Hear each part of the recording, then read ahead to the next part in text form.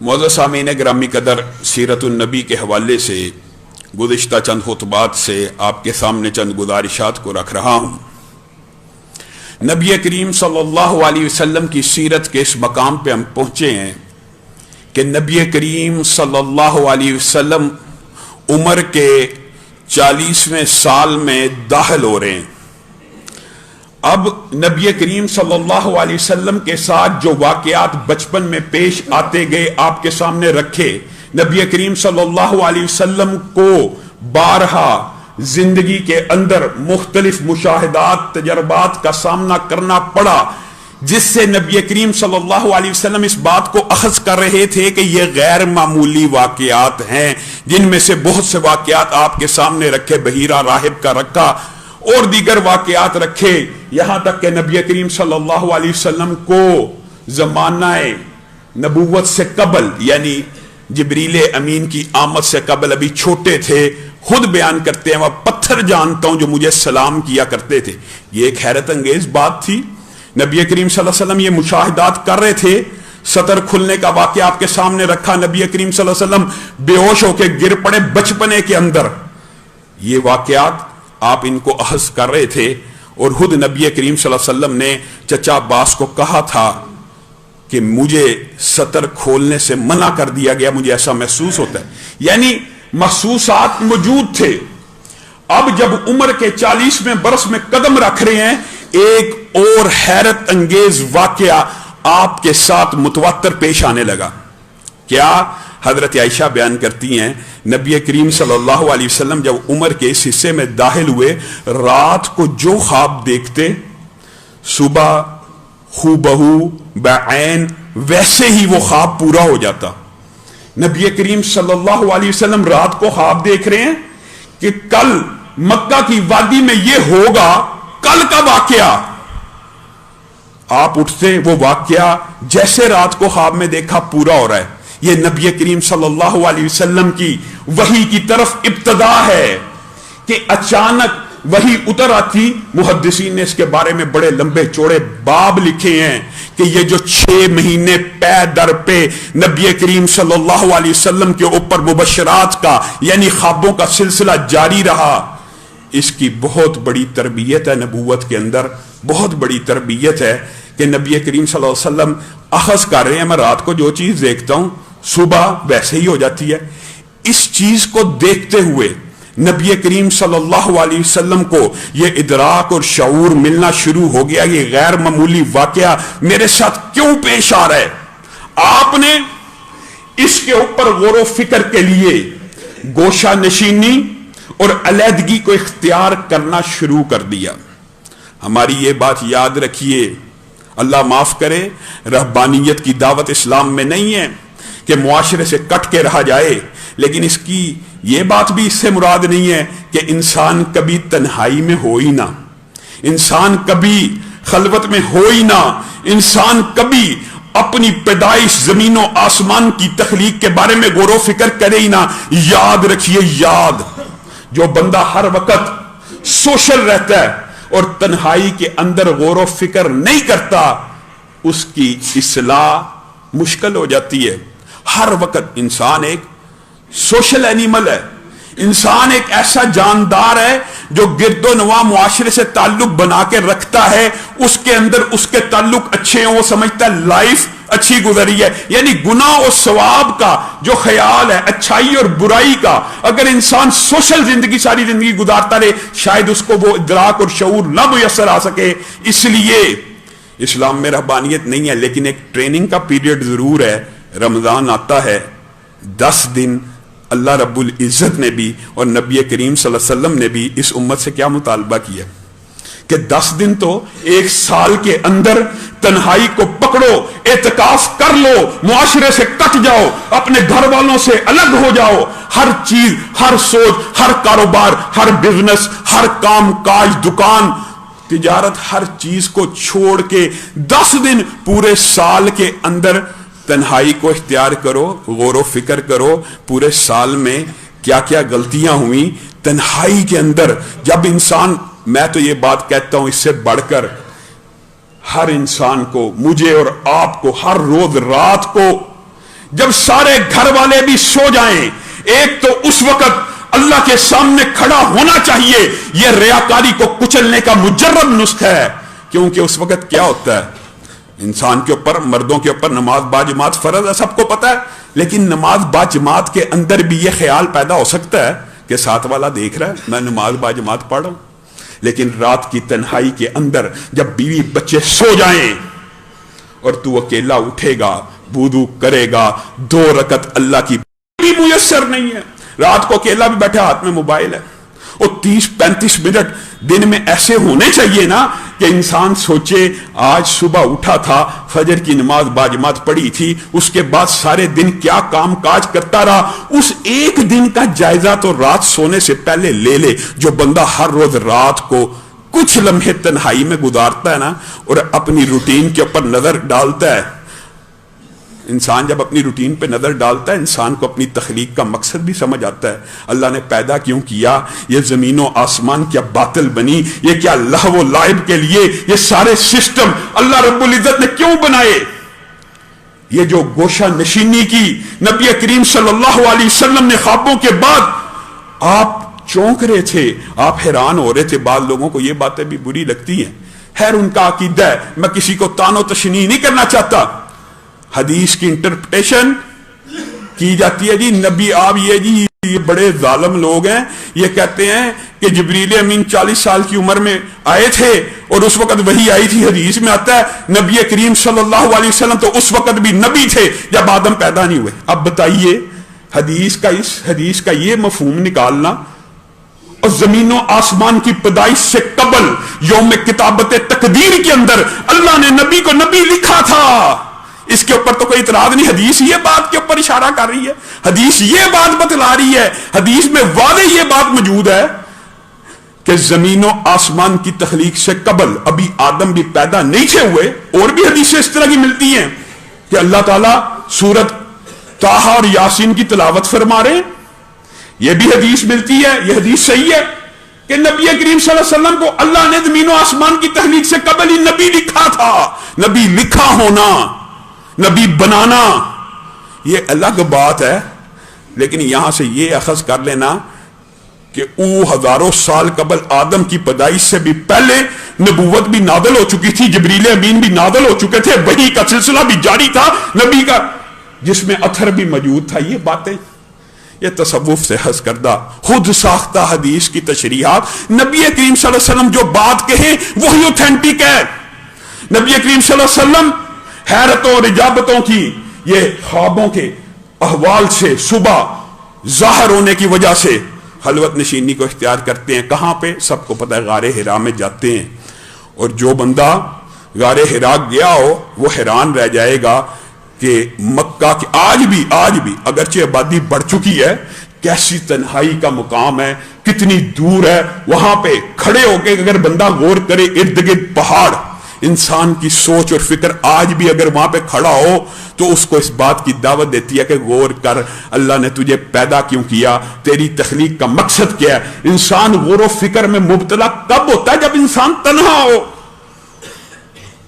नबी करीम सल्लल्लाहु अलैहि वसल्लम इन ख्वाबों को, इनकी तबीरें रूनुमा होते देख रहे हैं, गारे हिरा में गोशा नशीनी को इख्तियार करते हैं। बाद रवायात के अंदर आता है कि नबी करीम सल्लल्लाहु अलैहि वसल्लम का टाइम स्पैन मुख्तलिफ था, कई मरतबा हफ्ते के लिए, कई मरतबा 10 दिन के लिए। हाँ, एक मरतबा ऐसा भी हुआ कि नबी करीम सल्लल्लाहु अलैहि वसल्लम सारा सामान रहने का, खाने पीने का और आमदोरफ्त का इंतजाम करके 1 माह तक गारे हिरा में रहे।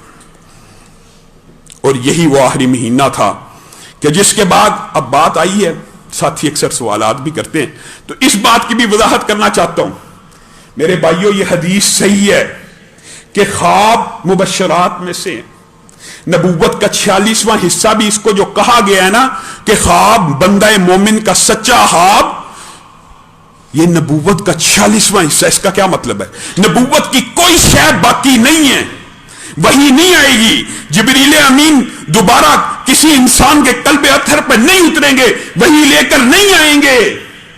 हां, बंदा मोमिन को सच्चा ख्वाब आएगा।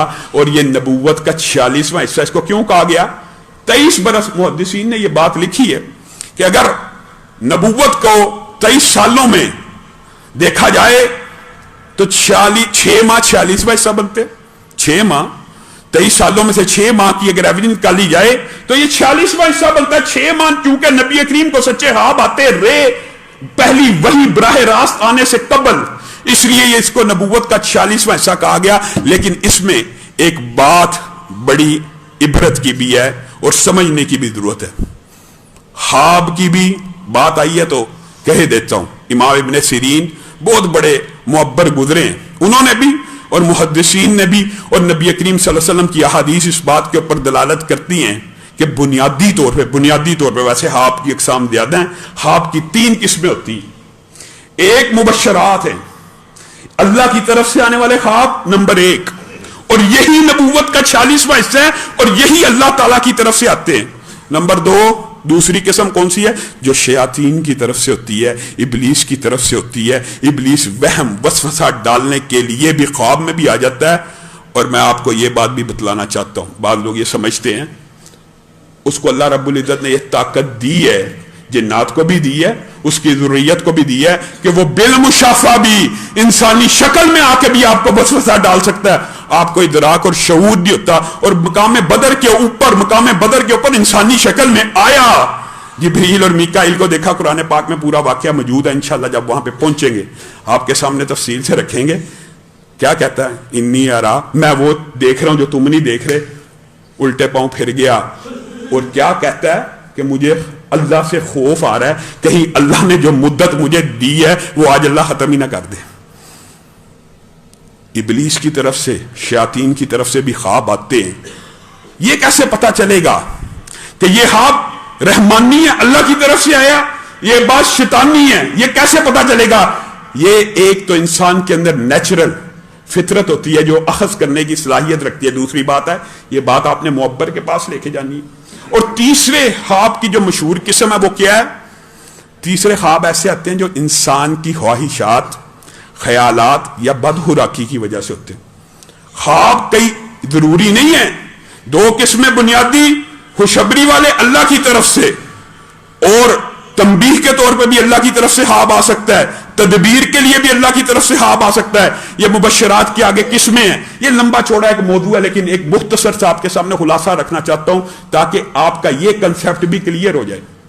इंसान को अगर किसी चीज का खौफ है, किसी चीज से इंसान डरता है, वो ख्वाब में आए तो याद रखिए ये ख्वाब शैतान की तरफ से भी हो सकता है और आपके अपने ख्यालात के बुखारात भी हो सकते हैं। इन दोनों में कैसे तमीज और तकसीम करनी है, ये फिर आपके खौफ, एहसासात और जज्बात के ऊपर डिपेंड करता है। और मुअब्बर आपको बताएगा कि ये कैसे पता चलेगा ये शैतान की तरफ से या बदखुराकी की तरफ से। जो बदखुराकी या इंसान के ख्यालात और ख्वाहिशात के ख्वाब होते हैं, मिसाल दे रहा हूं, एक बंदे की ख्वाहिश है मेरे पास ये आ जाए, जहाज आ जाए, प्लाजा आ जाए। रात को ख्वाब देख रहा है, जहाज आ गया, प्लाजा आ गया, ये उसकी ख्वाहिशात ख्वाब के रूप में आ गई। ये बिल अमूम की बात कर रहा हूं। इसी तरह इंसान अगर किसी से मोहब्बत करता है, वो ख्वाब में आ गया, ये उसकी ख्वाहिशात है। शैतान की तरफ से भी ख्वाब आते हैं जिसके अंदर वो इंसान को गुमराह करने की कोशिश करता है। और इस हवाले से मुहद्दिसीन ने किताबें लिखी। नबियों के ख्वाब तो हुज्जत हैं, बताइए क्या उम्मतियों के ख्वाब हुज्जत हैं? याद रखिए, कोई ऐसा ख्वाब जिसके अंदर आपको शरीयत के खिलाफ हुक्म दिया जा रहा हो, शरीयत के खिलाफ हुक्म दिया जा रहा हो, वो ख्वाब कभी रहमानी नहीं हो सकता, वो ख्वाब शैतानी है। वादे शैतानी ख्वाब पहचानना, दलील क्या है? शरीयत के खिलाफ हुक्म आ रहा है। मुआज़ल्लाह, ऐसे ऐसे उम्मत में बेवकूफ लोग गुजरे हैं। ख्वाब आया कि बेटे की गर्दन पे छुरी को चला दो, वो बंदा उठा, उस बदबख्त को इल्म ही नहीं कि ये नबी का ख्वाब मुबश्शरात में से था, इब्राहिम का। उसने सोचा शायद मेरे ऊपर भी अल्लाह ताला ने ये वही कर दी है, उसने बच्चे की गर्दन पे छुरी चला दी। मुआज़ल्लाह, ये ख्वाब शैतानी है। आपको ये साहिवाल के, सरगोदे के और पाकिस्तान के अंदर इस तरह के वाकयात मिले होंगे। पीर के पास जाओ, आपको पता उस पीर ने 30 अपने मुरीदों को ज़बह कर दिया। उनको ख्वाब आया था कि पीर तुम्हें ज़बह करेगा और जिंदा कर देगा। ये ख्वाब रूहानी हो सकता? ये ख्वाब जिसके अंदर खिलाफ शरीयत आमाल का हुक्म दिया जा रहा, ख्वाब आए شاعر، یہ بات بھی یاد رکھیے، امام ابن سیرین نے یہ بات بھی لکھی ہے. یہ اس کے اندر تمیز کرنا بڑا مشکل ہو جاتا ہے کئی مرتبہ. ہاں یہ بات حقیقت ہے کہ ابلیس لعین شیطان خواب کے اندر بھی نبی محترم کا روپ اختیار نہیں کر سکتا، لیکن انسان کو یہ مغالطہ ضرور دے سکتا ہے کہ میں ایک نیک بزرگ ہوں، یا انسان کے کان میں کسی چیز کی پھونک مارے.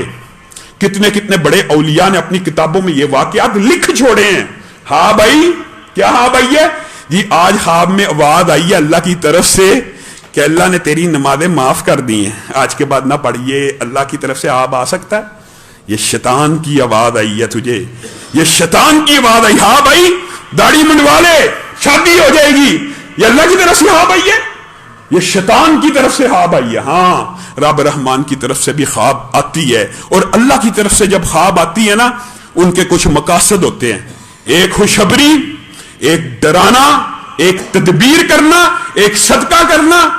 اور نبی کریم صلی اللہ علیہ وسلم نے کہا جب خواب آ جائے جس سے تم ڈر جاؤ اور چاہتے ہو کہ اس خواب کی تعبیر ظاہر نہ ہو، اس کے بھی کلیے موجود ہیں.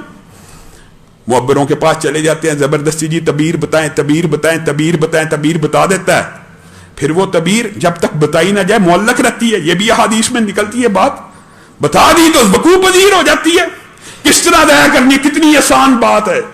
کروٹ لو، اعوذ باللہ من الشیطان الرجیم، شیطان لعین کے شر سے پناہ مانگو، 3 مرتبہ دائیں ہاتھ کی طرف تھتکارو. تھتکارنا اور تھوک پھینکنے میں ایک فرق ہوتا ہے. وہ کیا ہے؟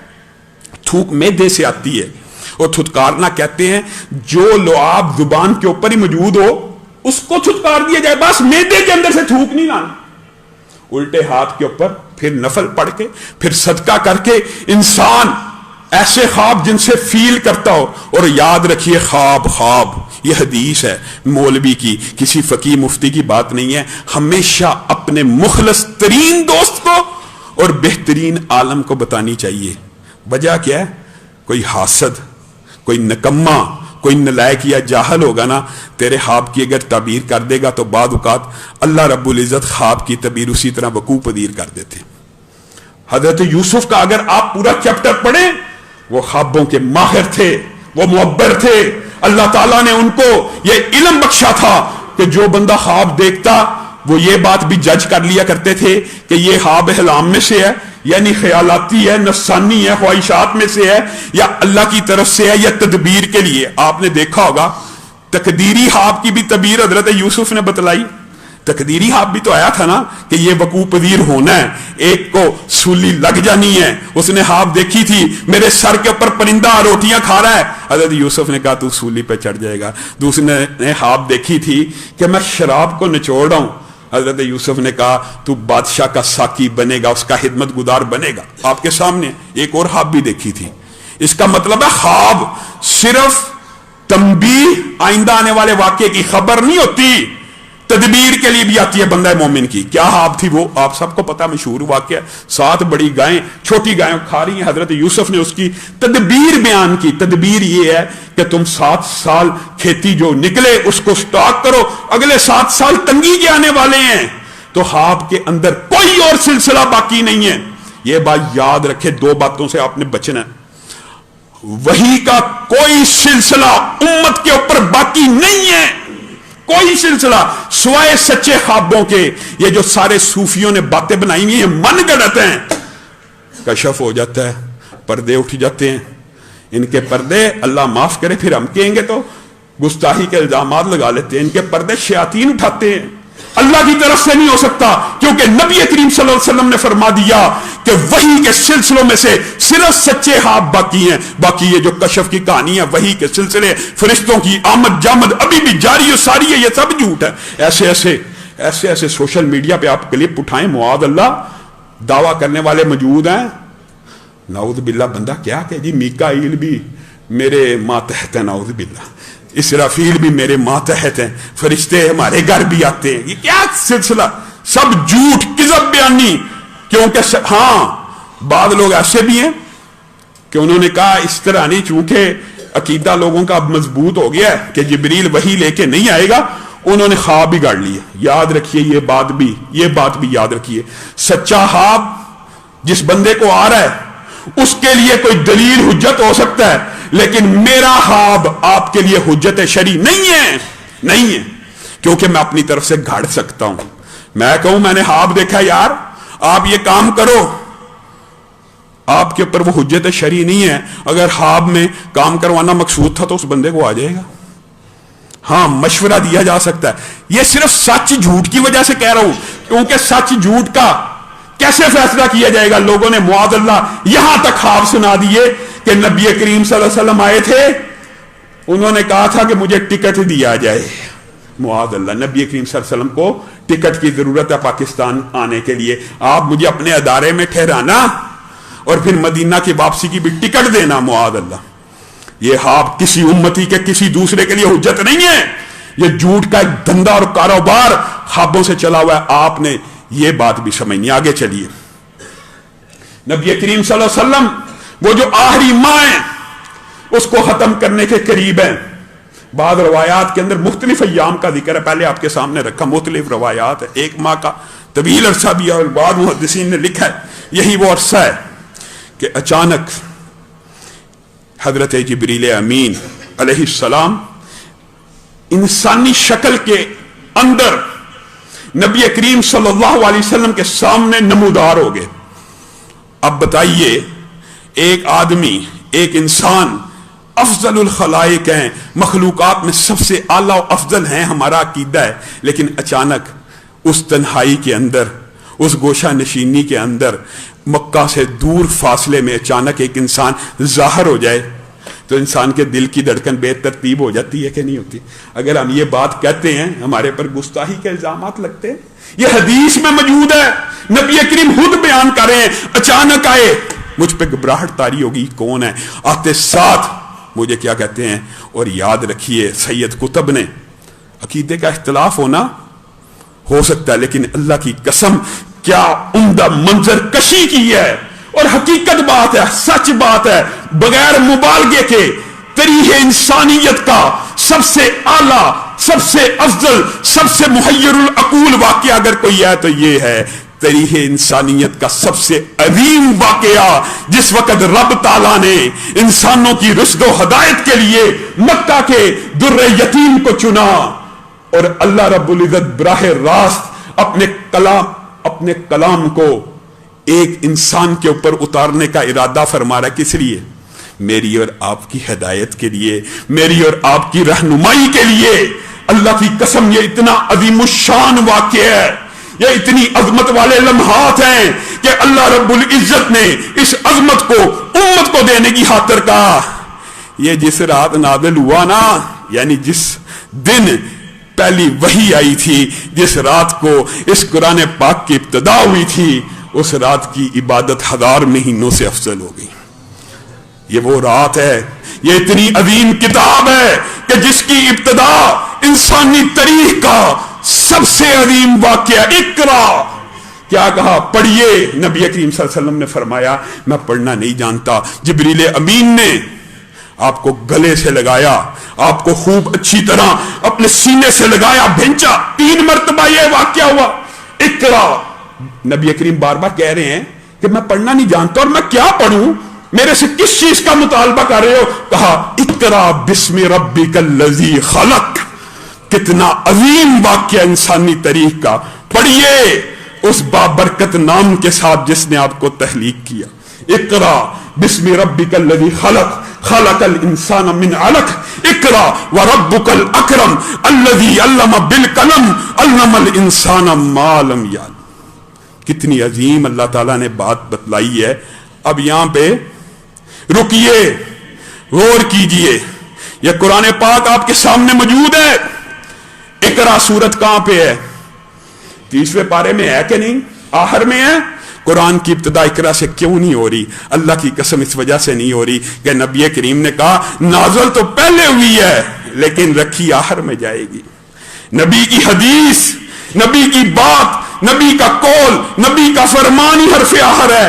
نبی کریم صلی اللہ علیہ وسلم کہتے ہیں میرے پہ ایسی گھبراہٹ طاری ہوئی، میں واپس گھر تیزی سے آیا اور میں نے کہا زمیلونی، میرے اوپر چادر اوڑھ دی جائے۔ میری کفیات بدل رہی تھی، مجھے سمجھ نہیں تھا آ رہا، یہ جو 6 مہینے میں لگاتار خواب دیکھتا رہا آج ایک دم نتیجہ ظاہر ہو گیا ہے۔ اللہ رب العزت نے براہ راست ایک فرشتہ بیچ کے انسانی شکل میں میرے سے کلام کر لیا۔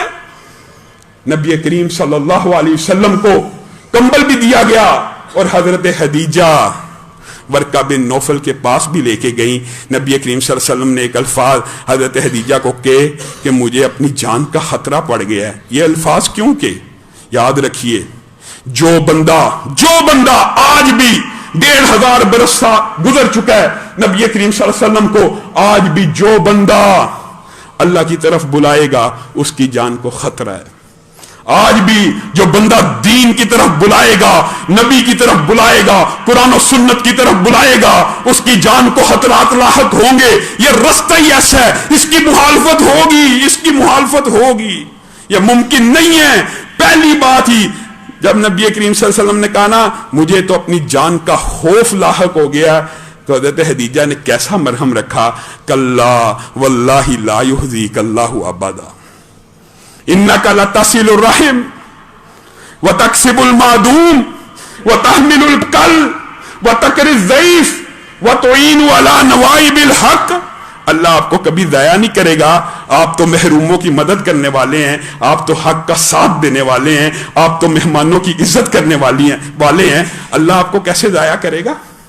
اور ورقہ بن نوفل کے پاس لے کے گئے، سارا واقعہ بیان کیا۔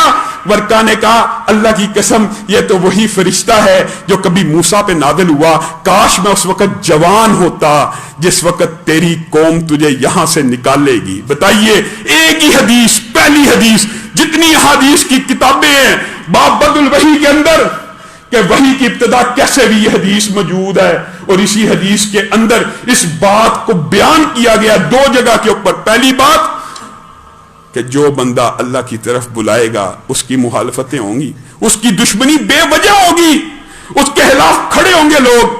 اور دوسری بات ورقہ بن نوفل کیا کہہ رہے ہیں، کاش میں اس وقت جوان ہوتا جب تیری ہی قوم تجھے مکہ سے نکال دے گی۔ نبی کریم صلی اللہ علیہ وسلم نے فرمایا کیا یہ میرا اتنا بڑا جرم ہے؟ مفہوماً آپ کے سامنے رکھ رہا ہوں، کیا میری قوم، میرے چچا اتنی عزت احترام صادق امین مجھے کہنے والے، میرے باپ دادا کی سرداری، مجھے یہاں سے نکال دیا جائے گا؟ ہاں آپ کو نکال دیا جائے گا، کیونکہ آپ نے اب ایک اللہ کی طرف بلانے کا اعلان کر دیا۔ اللہ کی قسم دین کے رستے کے اوپر چلنا یہ بڑی سعادت کی بات ہے، اور اللہ تعالی ہم سب کو اس کے اوپر استقامت دے۔ اور یہ ممکن نہیں ہے کہ کوئی بندہ دین کے اوپر چلتا اس کی مخالفت نہ ہو، یہ ممکن نہیں ہے، یہ ممکن ہی نہیں ہے۔ دین کے اوپر چلنے والا ہر بندے کو نہ راضی کر سکتا ہے اور نہ یہ سوچ سکتا ہے یار میری کوئی مخالفت نہ کرے، یہ کیسے ہو سکتا ہے؟ آپ کے اگر سگے چچا ابو لہب آپ کا چچا تھا کہ نہیں، اگر وہ آپ کی مخالفت میں اتر آیا ہے تو آپ یہ سوچیں کہ یار میں نے کوئی ادارہ بنایا اور محلے دار میری دشمنی نہ کریں، یہ ممکن نہیں ہے، یہ ممکن ہی نہیں ہے۔ اللہ رب العزت جو کہا گیا، جو سنا گیا، اس کو سمجھنے کی توفیق عنایت فرمائے۔